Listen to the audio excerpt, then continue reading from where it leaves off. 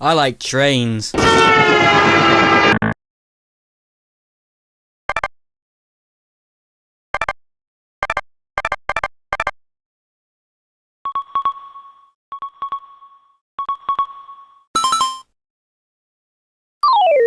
Hello world, my name is Dan Ominator, and you know what? I think I hate desks. Look, all I know is I've been sitting at this thing for way too long. I mean, I don't want to keep this up. What do I want people to see me as? A gamer? No, I'm not gonna stand for this. I'm not gonna sit for— I want to take this year by the reins. I want to be spontaneous, go on adventures, see the world. You know what? Yeah, come on, let's go on an adventure today. Come on, guys.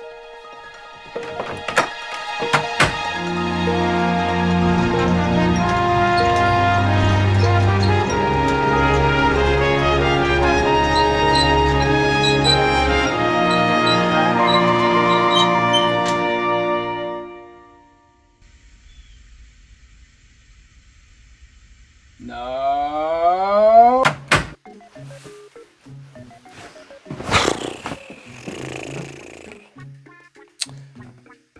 Huh. Guess I gotta make my own adventures for a while. But where to start? I mean, I guess I could play video games or make videos about video games. No, come on. Think of something more original than that. I mean, I do digital stuff all the time. There's just gotta be something else that fits me as a person, something that can be more fulfilling. If only there was, like, a hobby that was tactile, physical, you know, and you could create whatever you want and put it all together in your own way and then see it all in action or something. I'm not sure anything like that actually exists, though.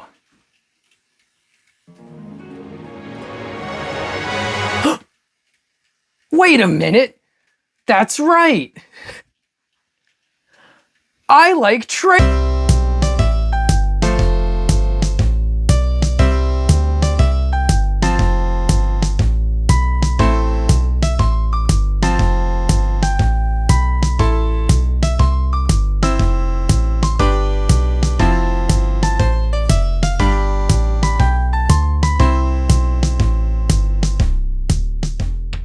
Welcome to the railroad, everyone.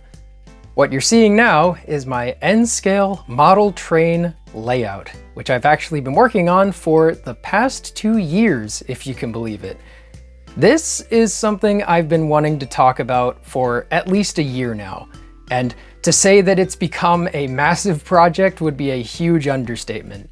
But honestly, that's kind of been part of the fun.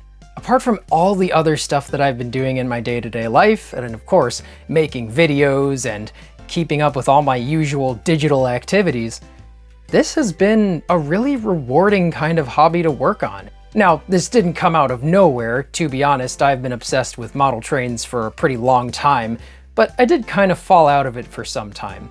This latest craze, though, comes from, well, a lot of factors, and it is definitely not the easiest hobby to get into, but the whole thing has been so rewarding overall, and getting to see this layout in action whenever I feel like it, or maybe I just need a break from whatever usual stuff I'm doing, has made it absolutely worth it.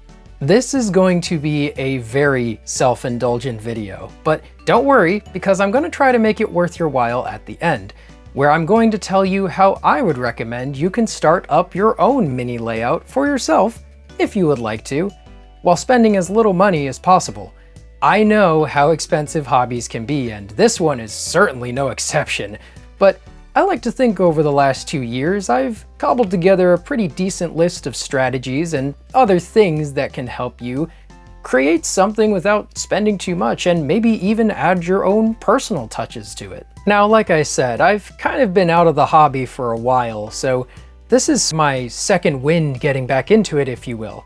But it's for many reasons I see myself sticking around, and maybe after I explain my entire journey with building this layout, you'll find a reason to stick around too. And if not, don't worry, I'm pretty sure this is all just another phase. it's happening again. The way I'm going to format this video is I'm going to go into my background first and tell you guys why I was into this stuff in the first place, what got me back into it, and why I started building the model railroad layout, explain how I've put it all together over the past 2 years, and then wrap up by showing you guys how you can make a little layout of your own if you'd like to get into this hobby yourself. So, without further ado, all aboard!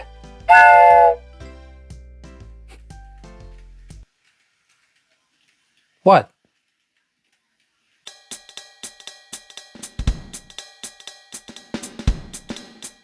I like train. Oh boy, here we go. The part where I out myself as a big old train nerd. Don't tell anybody, I'm trying to keep up appearances until somebody notices. Truth be told, I've been a fan of railroading for a long time. And the main reason for that is a little show you might have heard of called Thomas the Tank Engine and Friends. Yeah, alright, big surprise. I'm sure you're all shocked by this, but if you've been hanging around me in the Discord for the past couple of years, you might have noticed I've actually been talking about my love of this show and the franchise as a whole, which is something I kinda stopped doing for a really long time. I grew up with Thomas and Friends, the model series of course, when I was probably as young as 3 years old. I remember watching the VHS tapes, and I actually still have some of them. I've got a couple of DVDs and even a VHS copy of Thomas and the Magic Railroad. Oh boy, this one brings me back. We are gonna have to talk about this movie someday. Needless to say, I followed the franchise for its ups and many downs until I was about in middle school, when pretty much everybody had stopped talking about the show about 5 years ago. I'm tired. I kept up with Thomas a lot longer than most people my age, and for a while I started to become a little bit ashamed of it. While everybody else had moved on to video games and Lego creations, there I was, still in the living room, playing with my massive amount of Thomas Trackmaster collection. Oh, I loved this stuff. These trains were so cool, and the tracks they ran on were so easy to work with. Now, unfortunately, I did sell all of the Trackmaster when I was younger, I think. I don't seem to have any of it anymore, but I do still have some of the wooden trains, something I'd like to eventually give to, hopefully, my future kids one day. These trains have obviously taken a couple of bruisings, but for the most part, they've held up pretty well. But nobody was really talking about Thomas the Tank Engine when I was in my teenage years, so I pretty much moved on to robots. Ever since watching Star Wars and WALL-E, that was my new hyperfixation, and it remained so for quite a few many years. It wasn't until college where I eventually started to look at the franchise again, mainly because I was online more often and realizing people my age still talked about the show. Yeah, like many people, the internet was my gateway to realizing that people still loved the things that I had long since moved on from for fear of social pressure mainly, and it was because of that that I got right back into the franchise and realized a lot had changed over the years. Thomas was in CGI now. Oh, what is this? And what even surprised me more is the new seasons were actually pretty good. Unfortunately, it didn't stay that way, and the early years that brought us into the CGI series were pretty rough. But for a good few years there, Thomas was actually riding pretty high again, recreating that classic feel in modern episodes that honestly would fit pretty well in with the books. Yeah, for those of you who don't know, the Thomas the Tank Engine franchise is actually based on a series of books, written by the Reverend Wilbert W. Awdry, a man that many of us in the fandom hold in high regard. These books were eventually picked up by producer Britt Allcroft, who would eventually create Thomas the Tank Engine and Friends just as we know it. Unfortunately, she did pass away a few years ago, and she wasn't there for the 80th anniversary the series had last year. Yep, it's been 80 years and a little bit of change since Thomas the Tank Engine's books were first written. That's kind of insane to think about, but I guess it goes to show that this franchise has a lot of staying power for a lot of people, and that's something I'd like to return to towards the end of the video. The main thing you all need to know is the reason that I got back into model trains in the first place is because of this show and the fandom surrounding it. Over the past couple of years, I have been watching so many creative projects from fans all around the world. Original episodes, remakes, animations, retellings. Gosh, the list really does go on. This fandom is one of the most incredible I've ever seen, and I have so much respect for all the things they do. I'm sure there are a couple of sore spots, as any fandom tends to have, that might give it a bad name. But as for me over the past few years, I've been investing a lot of time into the fandom and seeing everything that they cook up, and honestly, it has been amazing immersing myself in everything that these guys can create, from discussions to original episodes and even movies. So now that the stage is set, you might be wondering exactly why I got into model trains this small, because yes, they are tiny, and there's multiple reasons for that, but what's interesting is model trains aren't actually that new to me. Back when I was really little, we did actually have a G-scale model train. This is generally considered to be the biggest consumer size of model trains, and they're pretty popular all things considered, especially around Christmas trees. From what I remember, this was a circus train, but I might have busted it up by playing around with it too much as a kid. Okay, hello world, Dan Ominators post-recording here, and I have an update on this if you can believe it. This is not a drill. As I was working on this video, literally editing it down to release within this week, my family reached out to me, and it turns out they've had this set the entire time. I was certain that this thing had been given away or sold, or maybe I just busted it up too much and we had to throw it away or something. No. It's all in one piece here. They just had it in their attic. It was, I guess, being used by their kids for a few years, and then it just went over to storage. They were cleaning it out this week, and this is completely unprompted, by the way. They had no idea I was working on a video for this, but it all still works. I cannot believe that I have this thing back in my possession. I mean, just looking at this old picture of me from almost over 20 years ago, I think, and now having it right here, like running, this is incredible. I'm amazed. It has taken a few hits, like I thought. I do think there's a couple things I'm gonna eventually fix about it, but it's got all of the cars, it's got the engine that still works, it has this funny little comic instructional manual from the 80s. Wow, I just, sorry. I cannot believe that this thing is still in working order. Wow, it is so cool to have this again. Okay, back to the video now. This sounds like a job for Bachman. I did also have some HO model trains, which are a lot smaller, but still manageable, and I do believe I gave those to a friend who could use them more than I could. Actually, nowadays, I also have some O-scale model trains, which are the size between G and HO. Yeah, no, none of these naming schemes make any sense, but anyway, you might be wondering, why N-scale? I mean, in case you haven't noticed, I don't exactly have small hands. Just gonna ignore that.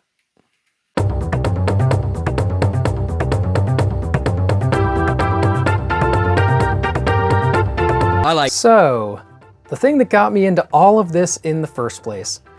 Well, believe it or not, it wasn't exactly planned. I had no thoughts about starting a model train layout over the past couple of years. I wasn't even thinking about it. Sure, I was invested a little more into the Thomas fandom, but that was pretty much it. If you can believe it, the whole thing that kicked this off was a thrift store. Now, you guys know me by now. I've been talking about thrift stores, pawn shops, and flea markets every now and then for the past couple of years. I love these kinds of places. You never know what sorts of treasures you're gonna find, and oftentimes, this is where I get all my gadgets and tech. I've bought tablets and other devices, and even video games and video game consoles. My original Switch is from a pawn shop. So I tend to take a look at these places whenever I happen to be out on the road. You never know what you're gonna find, and it's also a nice way to support local businesses. Well, this time I happened to be walking through a thrift store, and there it was. Right in front of my eyes was a Bachmann N-scale model train set for $100, just sitting right there. One of the best things about a place like a thrift store is being able to ask if you can just test out the thing you're going to buy before you buy it. And yeah, they let me do that. They let me plug in the train and test it out and everything, and yeah, that was when I was pretty set on just buying the thing.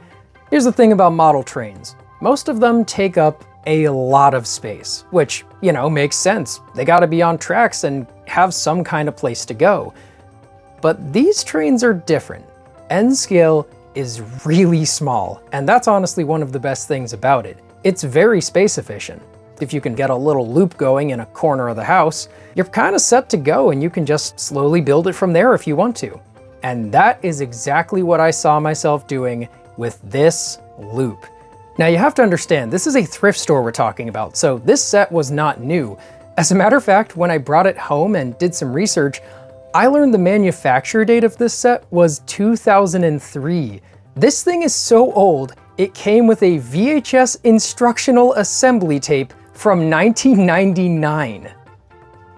Don't believe me? Here it is. Setting it all up on the table, getting the engine running, putting all the cars together, and then just watching it run at low light with the headlight on the engine. This was a pretty magical moment for me. But one measly loop was not really a reason to clear an entire bunch of space just to have a model train layout set up somewhere. Actually, the one place that I could put it was generally in this corner of the basement of the house. But that was usually either occupied by this big chair of my mom's, or a Christmas tree, which actually had a Lego train going around it every Christmas, which was, yes, built by yours truly. So I guess you could say that I did sort of keep an interest in model railroading back in the day. I mean, there are Lego enthusiasts who make entire sets and even railways based on the Lego trains themselves. But that was pretty much as far as my enthusiasm went. But now I had this. So I guess I just wanted to build my collection a little more before I tried to figure out where to set it all up permanently. And then it happened. Start taking notes, people. This is important. I went to a little thing called a model train show. Now, this is actually something I had a little prior experience with as well. My parents used to take me to these as a kid because there was a local one in the area. And wow, was this something else to me as a kid. I mean, granted, I was a quarter of my height, so this place felt absolutely endless. But even as an adult now, these shows are massive and have hundreds of sellers with thousands of trains. It's honestly one of the coolest gatherings that I can think of because I'm lame, but trust me when I say it is absolutely electric to be there. And yes, that pun was intended. I am not taking it back. Well, I got the set in January and this show was in February, so of course, I made sure I had a little extra money saved up, went to the show, and came back with a massive loop of Kato Unitrack. You might want to make a note of them too, because that brand name is going to come up a lot in this video. But all you need to know for now is, I was in business. Now I had two control boxes that I could use to control this giant highway up above, and the regular set that I had gotten running below. And you know what? This actually looks kind of neat going all together. Granted, I couldn't control the two tracks independently, so the box I had bought at the train show had to control both tracks at once. The cool thing about it though is, I could actually flip the polarity of one of the tracks so the engines would run in opposite directions. This is basic electricity stuff and I do not claim to be an expert, but you might be surprised how much you can do just by getting used to how these things are wired. Don't worry, if you're getting the set that I'm going to recommend to you, you won't have to do any of that. It's pretty much just plug and play. But it's an advanced thing you might want to know for later. So now I had a full running set, a bunch of little engines that I bought at the show, a whole new giant stretch of track, and of course, Thomas. I couldn't help myself. Once I saw someone who was selling the N-scale Bachmann model trains for the Thomas line, I just had to pick up one of these. And you know what? I am majorly impressed. The detailing on these things is kind of ridiculous, and the engines basically run perfectly. They're actually some of my best runners. Now it was really time to find a place to put all this up, so I had a chat with Ominator, and as it turns out, I had a kindred spirit in all of this. As I learned back in the day, my mom was actually wanting to have a train set of her own, but that wasn't really considered to be a popular girl's toy, so she got other stuff instead. So I guess now was her chance to see that dream living on through me. She actually helped me clear out this corner of the house so we could set something up. Thanks, Ominator, for that. I still owe you one, by the way. Now I just had to figure out where to put all of this. I mean, all I really needed was a flat surface, but I was hoping to not leave the engines on the floor. So, as it turned out, there was a plywood board sitting outside the house that had gone unused. So, I cut it up with my dad, to exactly 4 feet by 5 feet. Now I know that doesn't sound like much, but when it comes to end scale, you can fit a lot on a small space. And that's kind of the thesis of this whole video anyway, so I'd say I ended up with a pretty good size for this layout. I combined it with a couple of plastic sawhorses, set it all up, and bam, I had a train table. Obviously a little bare bones and not all that special looking, but at least I could run the trains whenever I wanted to now. I put a smaller table underneath so that I could wire everything and put the control boxes underneath, so they didn't have to sit up on the table itself. Now I was really on the lookout for anything that could help me grow out this layout. And so I checked out my local stores, went to model train shows, and even found a few thrift shops that did indeed have model trains just sitting there. I'm not kidding. This is the kind of thing I just love to do. I like going treasure hunting IRL, I guess. And I'm kind of amazed at how many times I managed to find something that was perfect for the layout. That's going to be a recurring theme in this video. However, after a little while, it was definitely starting to bug me how wooden the layout was looking. I ended up going to a local model train shop, which we fortunately have a lot of in my area, and ended up getting some faux grass to put over the whole thing. Ah, that looks a lot better. I'm kind of impressed at what just this does for the table. It's starting to look like an actual layout now.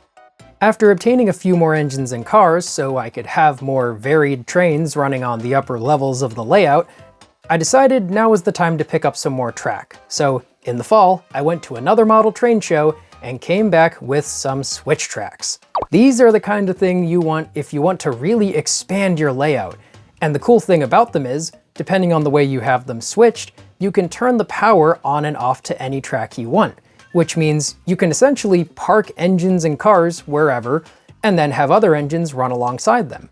Unfortunately, I had to put all of this away because we had to put our Christmas tree out, so that was pretty much all I was able to do for the rest of the year.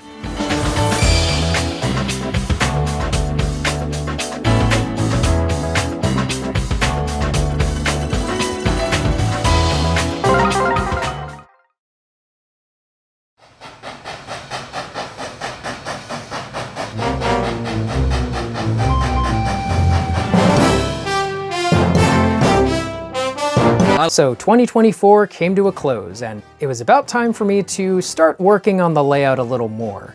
This time, I had a different track layout in mind. As you can see with the previous layout, I had basically put up the switch tracks in a way that kind of turned out to be a rail yard, where engines and cars could be parked one way and then pushed onto the tracks another way. This was fun, but with the space I have in this layout, it was kind of tight, and it did take up a lot more space than I wanted it to.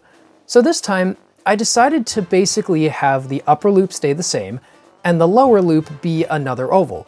Except this time, the two switch tracks would connect to create a second line where I could park engines whenever I wanted, without forcing them to go multiple directions just to stay in one place.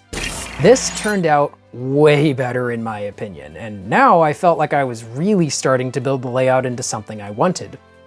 And that's when Ominator had a bit of an idea. See, we had this black cloth lying around, and she was thinking maybe there was a way we could make the front of the table a little more presentable. Eventually we did get to work on it together, and wow, this looks so much more presentable now from the front. I wouldn't call myself the craftiest one in the family, so really glad Ominator had this idea. And honestly, for the remainder of the year, pretty much the same thing happened.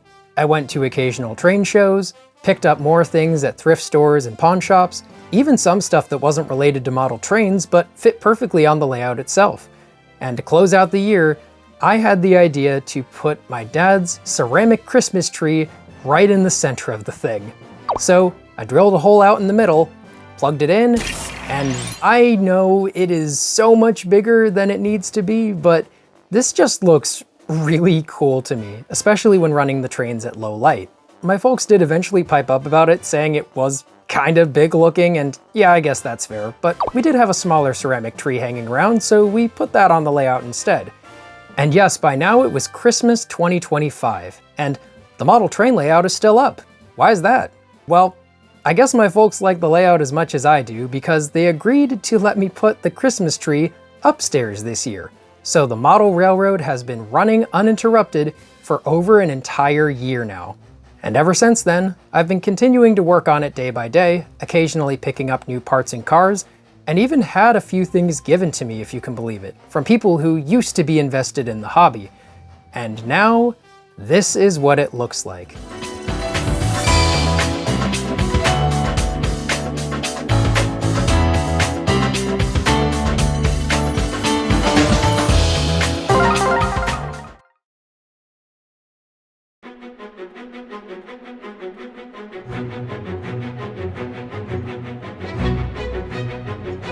So you might be wondering, what else have I really been doing with this layout besides just running it? Well, like I said before, I'm not the most creatively artistic person, so I haven't done any really painting or other things that I've seen some of the hardcore model railroaders do, although it's something I might like to try in the future. In the meantime, I've been essentially doing some creative writing about the layout. This is a place I like to call CrossRails. I guess you could say it's a little inspired by the island of Sodor. I'm not sure there was a way it wasn't going to end up like that, but I really do think it fits for what kind of railroad this is. There's engines of all shapes and sizes from all parts of the world, and some that don't even technically exist. I like to think of this as a sort of melting pot railroad, where all sorts of engines can come to take a break from their usual jobs, or maybe even find a new permanent home if they can't find work elsewhere. That's my general headcanon anyway, but other than that I haven't done a whole lot of actual writing for the layout. Although that is something I might like to do in the future. Maybe throw some branding together, put a couple of signs up, and even make some kind of skybox if I can learn how to do a bit of painting. There are so many ways you can express yourself with a model railroad layout, and it's something I would really like to look forward to in the future. But for now, I guess I might as well give you guys a tour. Of course, there's the upper highway, if you will, that consists of 2 major lines and a bridge. Eventually I would like to put a station here, but it's kinda hard to do with the size of the table, so might have to wait until I have a place of my own. Right next to it and below it is a smaller line that has a lot of switch tracks where the engines tend to store their cargo and head off to different places. Such places include a drive-in movie theater for one. This was honestly super fun to put together. I actually purchased a small DVD player so I could set it under one of the metal sawhorses, which I also did buy 2 new ones of, and engines and cars, and of course people, could all sit around and watch a movie at the end of the day. Sometimes it's really fun to just put something on while I'm working on the layout, but it is very satisfying to see all of the engines heading past it and just having that kind of scenery. It makes the place feel a lot more alive.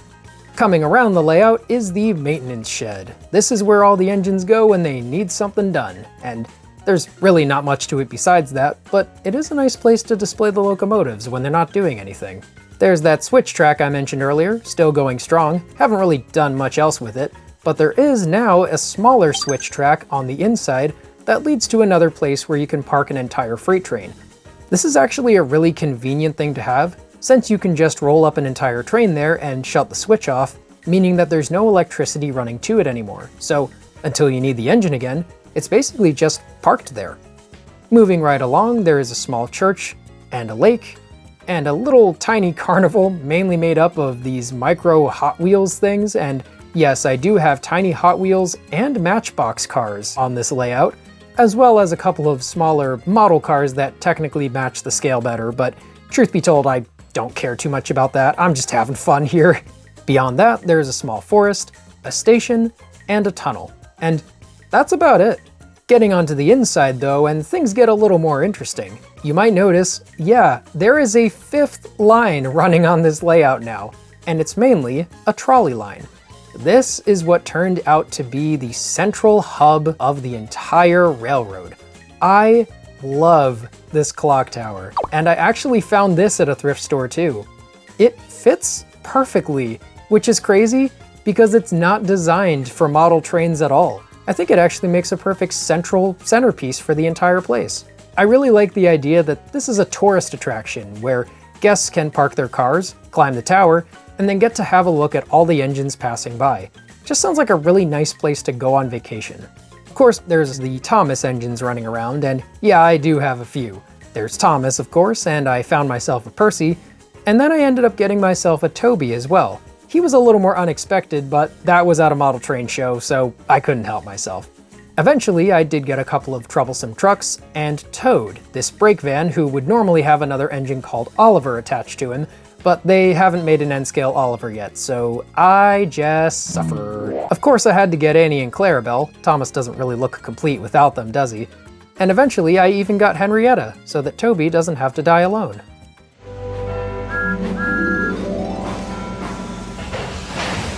What's up with you, Toby? It's Henrietta. She's at the steamworks, and I'm missing her so much. Oh, how long has she been there? About 20 minutes. For reference, Toby and Henrietta are basically the old married couple of the show. They're great. I love them. Honestly, besides the cars and a couple of buildings for set dressing, there's not really much to add to this layout besides whatever engines and cars I can find along the way.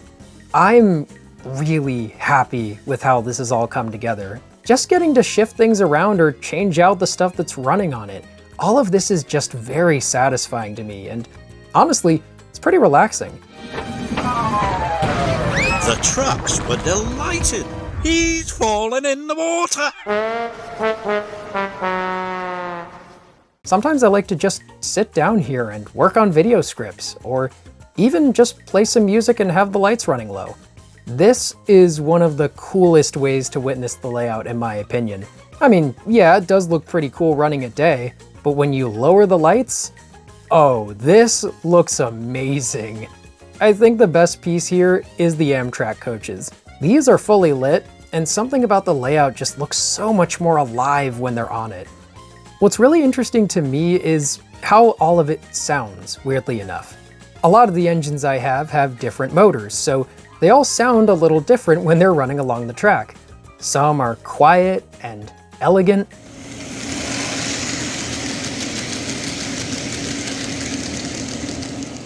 Some are strong and pronounced.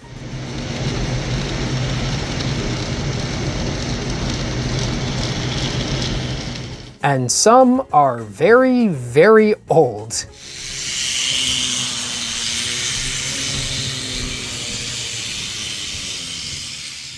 So there you have it, my entire N-scale model train layout, CrossRails. How much did I spend building it? I do a lot of side jobs. Yeah, this probably would have turned out to be a lot more expensive if I hadn't kept up with my side work and, of course, going to places that have deals on this kind of stuff. I am still amazed at how many engines I've found at thrift stores, and they are some of my best runners even, so I guess you really never know what happens when you go to these kinds of places. But when I go to a model train show, I of course have to budget myself. I pretty much just bring cash so I don't overspend because, hoo boy, some of these things get wildly expensive. I would love to go on and show you all the engines and cars that I've amassed over the last couple years, but this video has already gone on for long enough, so I'd better stop myself for now. If you'd like me to make a separate video in the future, or maybe even do an engine parade of sorts where I run through all the engines and cars, I guess let me know. Or maybe something like that should be reserved for a 5th YouTube channel? Train Ominator? I don't know, feel free to weigh in on that one in the comments. I'm sort of about it for now, but suppose it's always a possibility. So if you'd like to see more about how I've put all this stuff together, or just see the engines running in their natural habitat, I guess let me know. We'll see what happens.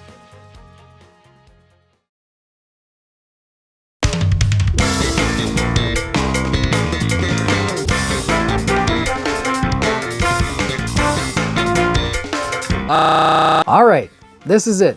The fun part. The part where I show you guys how, if you want to, you can get into this hobby for yourself relatively cheap. Relatively.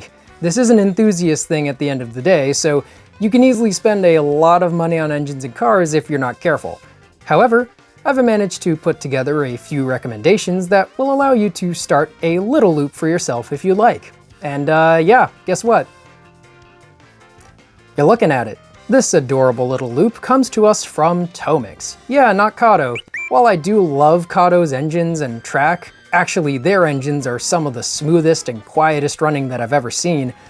Their track is a little bit big, so if you're looking to get into something yourself while saving a lot of space, you might want to keep an eye out for a starter kit of theirs for a decent price, but otherwise look elsewhere. And that's where this TOMIX track comes into play. It is so small that I can just have a tiny loop here on my desk. And this isn't even the smallest one. TOMIX has 2 starter sets that are pretty cheap, all things considered, around $60 to $70 on Amazon. Yes, I'm using the A word, and I try to avoid them whenever possible, but I don't know where you guys live, and again, this is an enthusiast hobby, so I'm trying to save money for you where I can here. These 2 tracks are pretty much perfect for beginners, as you can have a small loop if you would like to, or add the straight tracks onto it to make it a little bigger. The control box is nice and small too, so it actually happens to be so light, I've managed to tape it to the side of my desk with this sticky foam stuff. It's basically 3M tape. Obviously, you don't have to do this, but I don't know, something about just having it hanging off instead of taking up more space on the desk is basically perfect to me. As for the track, the 2 starter sets are slightly different sizes. The tram track is really small, and it also happens to look more like it's designed for a streetcar. So you can easily get a Kato tram if you want to, and it will look basically perfect there. However, if you want to get a slightly bigger loop, I would recommend the regular track for something a little more substantial. Most engines can't run on the tram track unless they are really small, and their wheels have to be super close together for it to work. So if you're looking to, say, run a Thomas on your layout, you're going to need the bigger loop, since he can't actually run on the tram track. The bends are just a little too small. However, Percy can run on this loop because he's only got 4 wheels. The engines I'm going to recommend to you today all run on the tram track or bigger, so you don't have to worry about it, but just keep that in mind if you're looking to eventually build your layout into something bigger. Next up, picking an engine to run, and this is where Kato comes back into play. These guys make some of the best engines I have ever used. As a matter of fact, this little shunter is one of them. These little electric locomotives look great pretty much any direction they're running, but there's plenty of other options from Kato too. A couple of trams and even some starter sets called Pocket Line. These do tend to run a little more expensive, so you could always get the electric engine by itself, but obviously it's a little more fun if a train has some cars to pull, so maybe keep an eye out for those separately. However, if you would like to get an actual trolley to run on your trolley track, do I have a great example for you, and it's also made by Kato. These trams are great. They look so nice pretty much anywhere they run, and they're so smooth and quiet. There's an American style, a Japanese style, and I'm pretty sure they make a bunch of others, but they tend to run a little more expensive. So yeah, overall, I would recommend the small Bachmann Thomas engines if you have the bigger track, and Kato electric locomotives, Pocket Line, and My Tram if you're looking to get a small engine to run on any of this track. The only thing I really need to mention about this TOMIX starter set is that it has a very small electric current, so all the engines run pretty slow.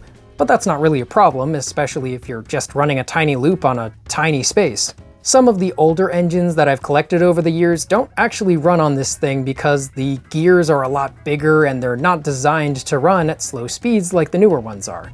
So you might just want to keep that in mind if you're going to get one of these sets. Now, if you were thinking of getting into the hobby and plan to expand in the future, you might want to get some Kato track instead, assuming you have a little bit more space.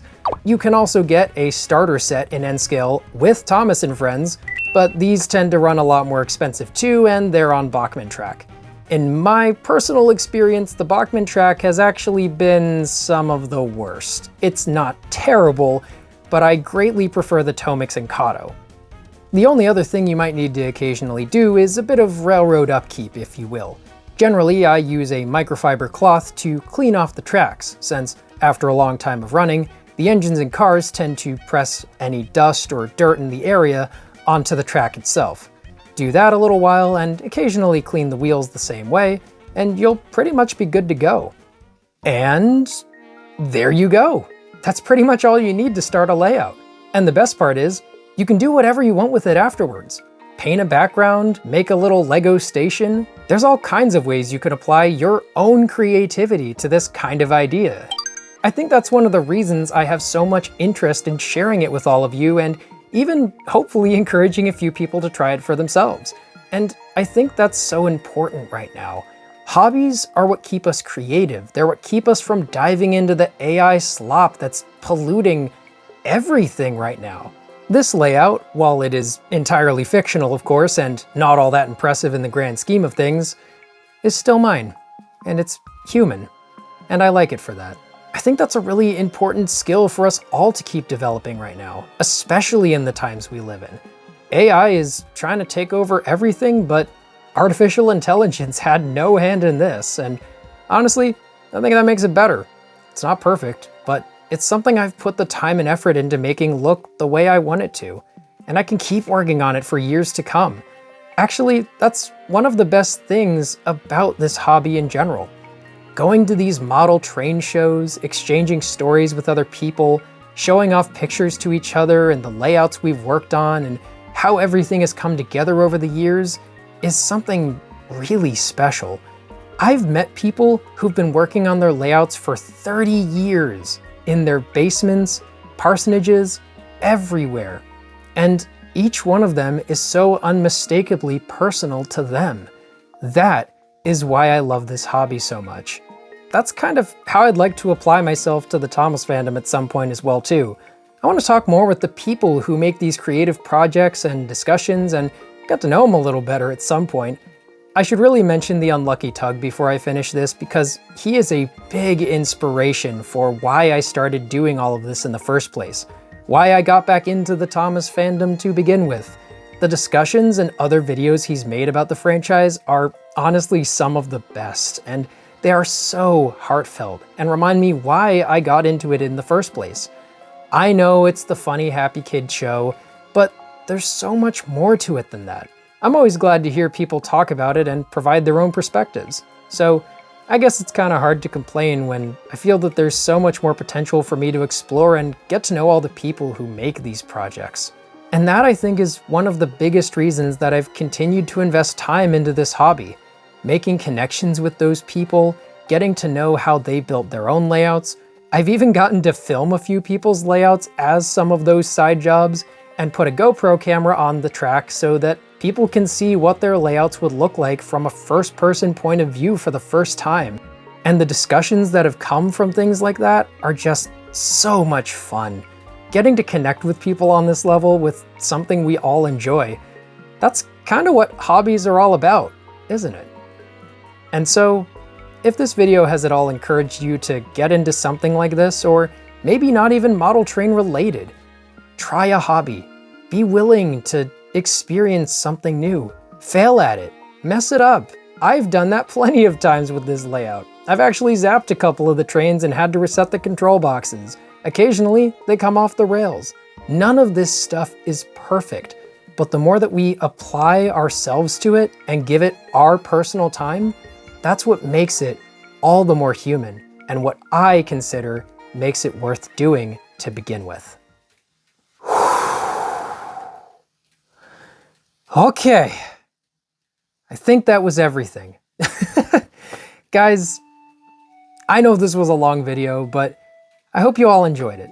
Getting to talk about why I started building this thing to begin with, and all the connections I've made along the way, just getting to look back on it all has been really enjoyable for me, and I'd love to share more of it in the future if you'd like me to. This is something that means a lot to me. The connections I've made, the memories I've experienced, getting to show this thing I've put together to other people and seeing what they've done in turn. And you know what? That's humanity, isn't it? That's what we're made to do. We're not meant to just sit around at desks all the time, even though they can be fun, and sometimes you can have great memories here too. All the gaming experiences I've had with other people are a true testament to that. But something like this is personal, it's tactile, physical. Getting to work on it has been one of the most rewarding things I've done in the past 2 years. So if I've, for some reason, encouraged you to start a layout or maybe even a different hobby of your own, please share it with me. And of course, if the stuff I linked in the description helps you start a little layout, please show it to me in the Discord or something. I would love to see what you come up with. This is kind of really important to me, seeing what kind of creativity we humans can make. We're still good at that. We have potential to make all sorts of things. We're all unique for that reason. And yeah, we're not gonna make it perfectly, but that's what it means to be human. Trying, failing, making something new, putting things together and figuring out what we're made of. Something we can bring to the world that only we can do. So let's keep doing that. But I guess I better get back to working on my own hobby. So until my next video, this is Dan Ominator signing off. See you later, Ominators. I'll just be sitting here, going off the rails on a crazy train.